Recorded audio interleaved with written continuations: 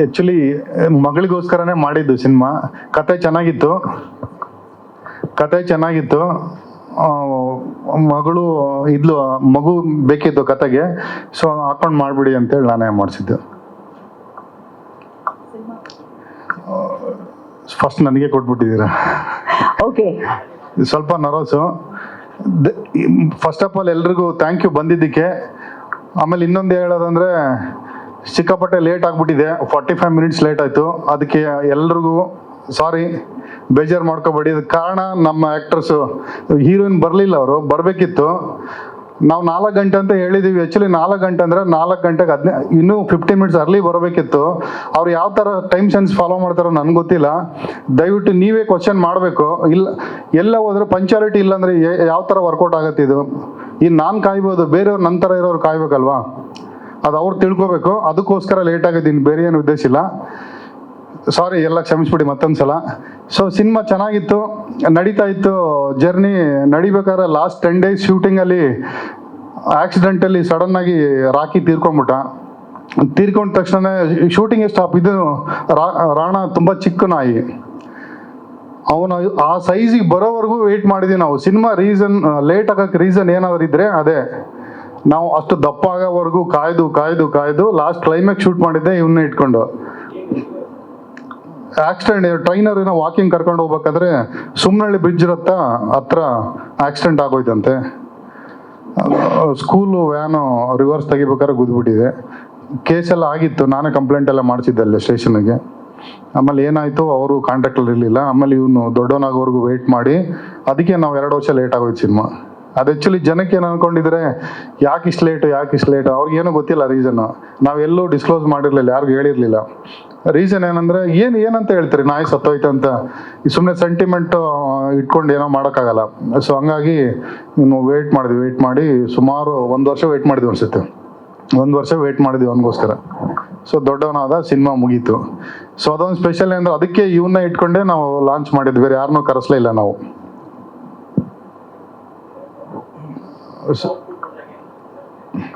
So ಚೆನ್ನಾಗಿದೆ sir, emotional journey.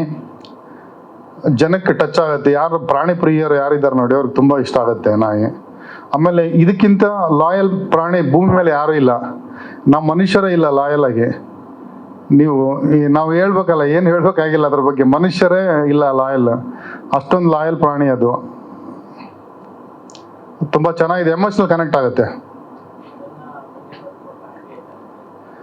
Costly ಇಲ್ಲ, ಅದನ್ನು ಮೇಂಟೈನ್ ಮಾಡೋಕ್ಕಂತಾನೆ ಅವರಿದ್ದರು, ರಘು ಅಂತ. ಅವ್ರು ಮೇಂಟೈನ್ ಮಾಡ್ತಾ ಇದ್ರು. ತುಂಬ ಕಷ್ಟ, ನಾವು ಮೇಂಟೈನ್ ಮಾಡೋಕ್ಕಾಗಲ್ಲ. ಅದನ್ನ ಮೇಂಟೈನ್ ಮಾಡೋ ಸ್ಪೆಷಲಿಸ್ಟ್ಗಳಿದ್ರೇ ಮೇಂಟೈನ್ ಮಾಡೋಕ್ಕೆ ಸಾಧ್ಯ. ಅದು ಚಿಕ್ಕದು, ಅದು ಇನ್ನೂ ದೊಡ್ಡದಲ್ಲ ನಾಯಿ. ಇದು ಇನ್ನೊಂದು 2 ವರ್ಷ ಇರ್ಬೋದು ಅಷ್ಟೇ ಅದಕ್ಕೆ.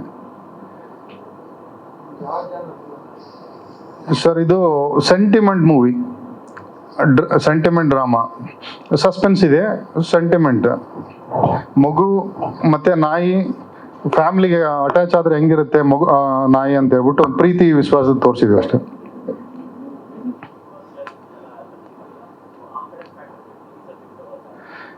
ಸರ್ ಇಲ್ಲ, ಆ್ಯಕ್ಚುಲಿ ನಾನು ಕಿಕ್ ಬಾಕ್ಸಿಂಗಲ್ಲಿ ಪೀಕಲ್ಲಿ ಇದ್ದೆ ನಾನು ಒಂದು ಟೈಮಲ್ಲಿ, 2019 ನಾನು ವರ್ಲ್ಡ್ ಕಪ್ ಮೆಡಲ್ ವಿನ್ನರ್. ಅಲ್ಲಿ ನಾನು ಏನು ಸಾಧಿಸ್ಬೇಕು ಅದೇ ಹೆಂಡು ಅಲ್ಲಿ ಮಾಡಿ ಸಾಧಿಸ್ಬಿಟ್ಟಿದ್ದೆ. ನನಗಿನ್ನೂ ಪ್ರೊಫೆಷ್ನಲ್ ಕಂಟಿನ್ಯೂ ಆಗೋಣ ಏನು ನೆಸೆಸರಿ ಇಲ್ಲ, ಬೇರೆ ಏನಾದರೂ ಮಾಡಬೇಕಿತ್ತು. ಸೊ ಅಫ್ಕೋರ್ಸ್ ಸಿನಿಮಾ ಟ್ರೈ ಮಾಡೋಣ ಅಂತ ಬಂದೆ. ಸರ್ ಖಂಡಿತ ಮಾಡ್ತೀನಿ. ಹೊಸಬ್ರನ್ನ ಹಾಕೊಂಡೇ ಮಾಡ್ತೀನಿ, ಹಳಬ್ರನ್ನ ಯಾರನ್ನೂ ಹಾಕೊಳ್ಳಲ್ಲ. ಹೊಸಬ್ರು ಯಾರಾದರೂ ಚೆನ್ನಾಗಿ ಒಳ್ಳೆ ಫೈಟರ್ ಇದ್ದಾರೆ ನನಗೆ ತೋರಿಸಿ, ಹೊಸಬ್ರನ್ನೇ ಹಾಕೊತೀನಿ. ನನಗೆ ಲಾಸ್ ಆದರೂ ಚಿಂತೆ ಇಲ್ಲ. ಕನ್ನಡ ಸಿನಿಮಾನೇ ಮಾಡ್ತೀನಿ, ಹೊಸಬ್ರನ್ನ ಹಾಕೊಂಡೇ ಮಾಡ್ತೀನಿ. ಹಳಬ್ರು ವರ್ತಿಲ್ಲ. ಆನೆಸ್ಟಾಗಿ ಹೇಳ್ತೀನಿ, ನಾನು ಯಾರಿಗೂ ಬೈತಿಲ್ಲ, ಯಾವ ಹೀರೋಗೆ ಏನೂ ಮಾತಾಡ್ತಿಲ್ಲ. ರೀಸನ್ ಏನಂದರೆ ಸರ್, ನಾಯಿ ಥರ ಮನೆ ಬಾಗಿಲು ನಾನು ಕಾದ್ಬಿಟ್ಟಿದ್ದೀನಿ ಎಲ್ಲ ದೊಡ್ಡ ಹೀರೋಗಳ್ಗೆ. ಒಂದು ಟ್ರೈಲರ್ ಲಾಂಚ್ ಮಾಡಿಕೊಡಿ ಅಂತ. ಸರ್ ಯಾವನಿಗೆ ಬೇಕು ಸರ್ ಇದು ಮಾಡೋದು? ಸಿನಿಮಾ ಮಾಡಿದ್ದೀವಿ, ನೀವೇ ಯೋಚನೆ ಮಾಡಿ. ಯಾರಿಗಾದ್ರೂ ಒಬ್ಬ ದೊಡ್ಡ ಸೂಪರ್ ಸ್ಟಾರು ಸೆಲೆಬ್ರಿಟಿ ಯಾರೋ, ನಾನು ಯಾರನ್ನ ಹೆಸರು ಇಟ್ಟು ಇದು ಮಾಡ್ತಿಲ್ಲ, ಯಾವ ಅಭಿಮಾನಿಗಳು ಆಮೇಲೆ ನನಗೆ ಬೈಯಕ್ಕೆ ಸ್ಟಾರ್ಟ್ ಮಾಡಬೇಡಿ. ಜಸ್ಟ್ ಸಿಂಪಲ್ ಆಗಿ ಮೈಕ್ ಕೊಟ್ಟರೆ ಮಾತಾಡಿದ್ರೆ ಕನ್ನಡ ಬಗ್ಗೆ ಇಷ್ಟು ಉದ್ದ ಪಾಠ ಮಾಡ್ತಾರೆ. ಈ ಕನ್ನಡ ಸಿನಿಮಾ, ಕನ್ನಡ ಬೆಳಿಬೇಕು, ಕನ್ನಡ ಹಂಗೆ, ಕನ್ನಡನ ಯಾರು ನೋಡಲ್ಲ, ಕನ್ನಡ ಸಿನಿಮಾ ನೋಡಲ್ಲ, ಕನ್ನಡಕ್ಕೆ ಸಪೋರ್ಟ್ ಮಾಡಿ, ಕನ್ನಡ ಬೆಳಿಲಿ ಅಂತ. ಕರೆಕ್ಟ್ ಅಲ್ವಾ ಸರ್? ಅದೇ ಕನ್ನಡ ಸಿನಿಮಾ ಮಾಡಿದ್ದೀನಪ್ಪ, ಬಂದರು ಸಪೋರ್ಟ್ ಮಾಡ್ರಪ್ಪ ಅಂತ ಕೇಳಿದ್ರೆ ಯಾರೂ ಬರಲ್ವಲ್ಲ ಸರ್, ಯಾರೂ ಬರಲ್ಲ. ಅವ್ರೇನು ಅಂದರೆ ನಾನು ನೋಡಿರೋ ಪ್ರಕಾರ, ನಾನು ಹೊಸಬ ಇಂಡಸ್ಟ್ರಿಗೆ, ನಾನು ನೋಡಿರೋ ಪ್ರಕಾರ ಯಾವ ಹೀರೋ ಹೇಳಿ ಸರ್ ಹೊಸಬ್ರಿಗೆ ಸಪೋರ್ಟ್ ಮಾಡಿದ್ದಾರೆ ನೀವು ನನಗೆ ಹೇಳಿ ಸರ್. ಒಬ್ಬರು ಸಪೋರ್ಟ್ ಮಾಡಿದ್ದಾರೆ ಯಾರಾದರೂ? ಮಾಡಿದ್ದಾರೆ. ಅವ್ರಿಗೆ ಏನಾದರೂ ಒಂದು ಬೆನಿಫಿಟ್ ಇದ್ರೆ ಮಾತ್ರ ಬಂದು ಮಾಡ್ತಾರೆ. ಅವ್ರವ್ರೆ ಏನಾದರೂ ಒಂದು ಪ್ರಾಫಿಟ್ ಇರ್ಬೇಕು ಅವ್ರಿಗೆ, ಅವಾಗಲೇ ಬರ್ತಾರೆ. ಇಲ್ಲಾಂದ್ರೆ ಮೈಕಲ್ಲಿ ಎಲ್ಲ ಇನ್ಸ್ಟಾಗ್ರಾಮಲ್ಲೋ ಎಲ್ಲೋ ಒಂದು ಕಡೆ ಕನ್ನಡ ಬೆಳಿಬೇಕಪ್ಪ, ಕನ್ನಡ ಹಂಗಾಗ್ಬೇಕಪ್ಪ ಅಂತಾರೆ.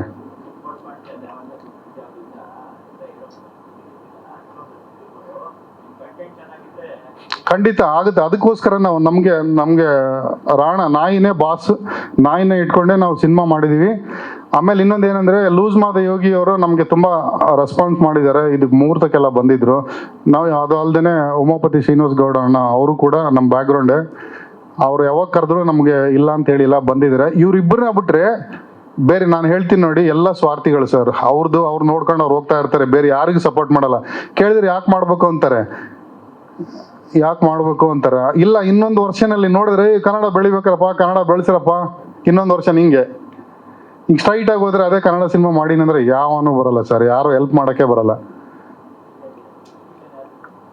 ವಿಜಯ್ ಅಂತ, ವಿಜಯ್ ಸಿನಿಮಾಸ್ ಡಿಸ್ಟ್ರಿಬ್ಯೂಷನ್ ಒಂದು 60-65 ಥಿಯೇಟರ್ ಇರ್ಬೋದಾ ಸರ್? 60-65 ಸರ್ ಬಂದಿದ್ದಾರೆ. ವಿಜಯ್ ಅವರು ಇದ್ದಾರೆ ಸರ್, ಬನ್ನಿ ವಿಜಯ್ ಸರ್ ಸ್ಟೇಜ್ ಮೇಲೆ ಬನ್ನಿ. ಸೊ ಇದು ವರ್ಷನ್ ಸರ್. ನಾನು ಇನ್ನೊಂದು ಸಿನಿಮಾ ನಮ್ಮದು ರಿಲೀಸ್ಗೆ ರೆಡಿ ಇದೆ, ಅದು ಕಂಪ್ಲೀಟ್ ಮಾಡಿದ್ದೀನಿ ಆಲ್ರೆಡಿ. ಹೆಸರಿಟ್ಟಿಲ್ಲ ಇನ್ನೂ, ಎಲ್ಲ ಕಂಪ್ಲೀಟ್ ಆಗಿದೆ. ಮೂವಿನೇ ಕಂಪ್ಲೀಟು, ಅನೌನ್ಸ್ ಮಾಡ್ಕೋತೀನಿ, ನೆಕ್ಸ್ಟ್ ಮಂತ್ ಮಾಡ್ಕೋತೀನಿ. ಅದಾದಮೇಲೆ ಇನ್ನೊಂದಿದೆ, ಅದನ್ನು ರೆಡಿ ಮಾಡಿಸ್ತಾ ಇದ್ದೀನಿ. ಇಲ್ಲ ಅದು ಅನೌನ್ಸ್ ಮಾಡಿಲ್ಲ. ಇಲ್ಲ ಅದು crime thriller movie. Second movie ಬಂದು ಕ್ರೈಮ್ ಥ್ರಿಲ್ಲರ್ ಮೂವಿ, ಅದನ್ನು ರೆಡಿ ಮಾಡಿದ್ದೀನಿ. ಇನ್ನೊಂದು ಕಮರ್ಷಿಯಲ್, ಅದನ್ನು ರೆಡಿ ಮಾಡಿದ್ದೀನಿ. ಬಟ್ ವಿಷಯ ಏನಂದರೆ ಎಲ್ಲರೂ ಹೊಸಬ್ರೆ, ನಾನು ಹೊಸಬ್ರಿಗೆ ಚಾನ್ಸ್ ಕೊಡ್ತೀನಿ. ಹಳಬ್ರನ್ನ ಯಾವುದೇ ಕಾರಣಕ್ಕೂ ನನಗೆ ಲಾಸ್ ಆದರೂ ಚಿಂತಿಲ್ಲ, ನಾನು ಹಳಬ್ರನ್ನ ಹಾಕೊಂಡು ಮಾಡಲ್ಲ. ಯಾಕಂದರೆ ಹಳಬ್ರು ನಮ್ಮ ಮನೆಗೆ ಹೋಗಿ ನಮಗೆ ಸಿನಿಮಾ ಹಿಂಗೆ ಮಾಡಿದ್ವಿ ಬನ್ನಿರಿ ನಮ್ಗೆ ಚೂರು ಹೆಲ್ಪ್ ಮಾಡಿ ಅಂದರೆ ಯಾರೂ ಬಂದಿಲ್ಲ. ಸೊ ಅವ್ರು ನೆಸಸರಿ ನನಗಿಲ್ಲ. ನಾವೆಲ್ಲ ಯಾವುದೇ ಸಿನಿಮಾ ಮಾಡಿದ್ರು ಹೊಸಬ್ರನ್ನ ಕಂಡೇ ಸಿನಿಮಾ ಮಾಡೋದು. ಕನ್ನಡದವನೇ ಕನ್ನಡನೇ ಬೆಳೆಸೋದು, ಕನ್ನಡ ಸಿನಿಮಾ ಮಾತ್ರ ಮಾಡೋದು.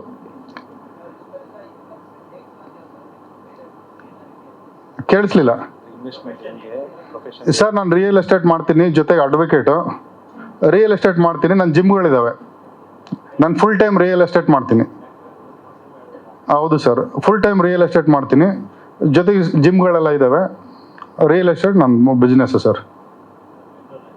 ಬೆಂಗಳೂರೇ, ಬೊಮ್ಮನಹಳ್ಳಿ ನಮ್ಮ ಮನೆ. ಥ್ಯಾಂಕ್ ಯು ಸೋ ಮಚ್ ಎಲ್ರಿಗೂ, ನನ್ನ ಸ್ನೇಹಿತರಿಗೂ ಸರ್, ಎಲ್ರಿಗೂ ಥ್ಯಾಂಕ್ ಯು ಸೋ ಮಚ್ ಎಲ್ಲರೂ ಬಂದಿದ್ದಕ್ಕೆ.